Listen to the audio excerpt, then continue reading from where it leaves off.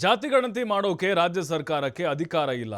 ಇದು ಜಾತಿಗಣತಿಯಲ್ಲ, ಶೈಕ್ಷಣಿಕ ಆರ್ಥಿಕ ಸಮೀಕ್ಷೆಯಾಗಿದೆ. ಕೊಪ್ಪಳದಲ್ಲಿ ಸಚಿವ ಶಿವರಾಜ್ ತಂಗಡಿಗೆ ಹೇಳಿಕೆಯನ್ನು ಕೊಟ್ಟಿದ್ದಾರೆ.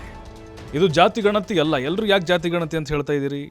ಶೈಕ್ಷಣಿಕ ಆರ್ಥಿಕ ಸಾಮಾಜಿಕ ಆರ್ಥಿಕವಾದಂಥ ಒಂದು ಸಮೀಕ್ಷೆ ಇದು. ಯಾರ್ಯಾರ ಪರಿಸ್ಥಿತಿ ಹೆಂಗೆಂಗಿದೆ ಸಾಮಾಜಿಕವಾಗಿ, ಶೈಕ್ಷಣಿಕವಾಗಿ, ಆರ್ಥಿಕವಾಗಿ ಅಂತ ತಂಗಡಿಗೆ ಅವರು ಈ ಮಾತನ್ನು ಹೇಳಿದ್ದಾರೆ. ಬಿಜೆಪಿಗೆ ಕೇವಲ ಮುಸ್ಲಿಮರು ಮಾತ್ರ ಕಾಣ್ತಾ ಇದ್ದಾರೆ. ಮೊದಲು ವರದಿ ಓದಲಿ, ಆಮೇಲೆ ಮಾತಾಡಲಿ ಅಂತ ತಂಗಡಿಗೆ ಹೇಳಿದ್ದಾರೆ.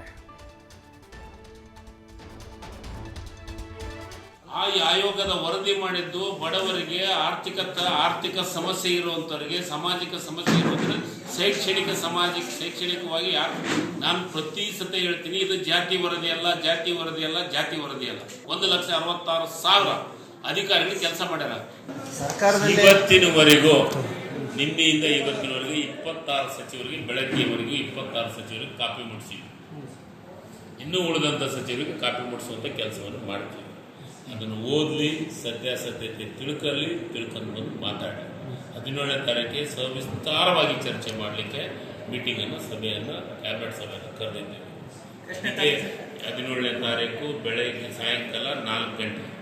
ನಾನು ಹೇಳಕತ್ತಿದ್ದು ಬಹಳ ಸ್ಪಷ್ಟವಾಗಿ ಹೇಳ್ತೀನಿ, ಕೇಳಿ.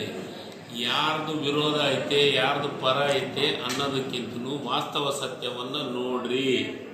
ನಿಮ್ಮ ಕೈಯಾಗ ಕಾಪಿ ಕಳಿಸಿದ್ದೀವಿ, ಓದ್ಕೊಂಬನ್ನಿ, ಸಮಸ್ಯೆಗಳು ಏನದೋ ಕ್ಯಾಬಿನೆಟ್ ಒಳಗೆ ಚರ್ಚೆ ಮಾಡೋಣ ಅಂತ ಮುಖ್ಯಮಂತ್ರಿಗಳು ಬಹಳ ಸ್ಪಷ್ಟವಾಗಿ ಹೇಳಿದ್ದಾರೆ.